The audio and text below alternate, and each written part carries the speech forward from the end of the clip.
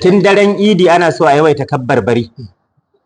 kuma a bayyane kabbar barin ana so haka kawai a dinga jinka a cikin gida ne akan hanya ne kana tukin ka ne kana wane ne Allahu akbar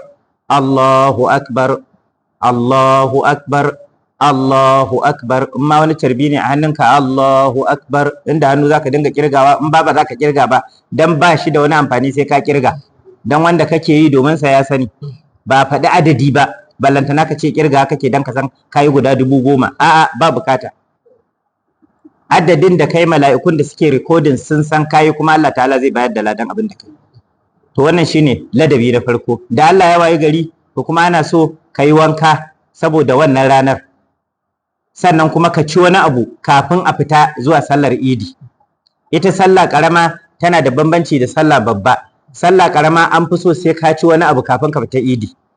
idan ba su gama maka girki da wuri ba kana fitowa ko dabino ka gani ka saya ko ka sayi mirinda ka sha kayarka an gane kafin a je idin an gane to sannan kuma idan ka dawo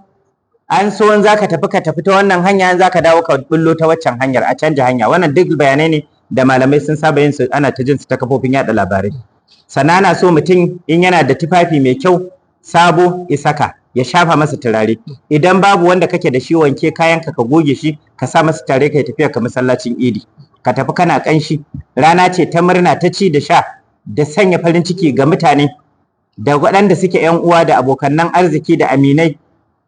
ana iya zuwa aje a ziyarce su ana iya zuwa aje a kai musu ziyara ana aika musu da kayayyakai na kyaututtuka wannan dukkanin su shari'a tana so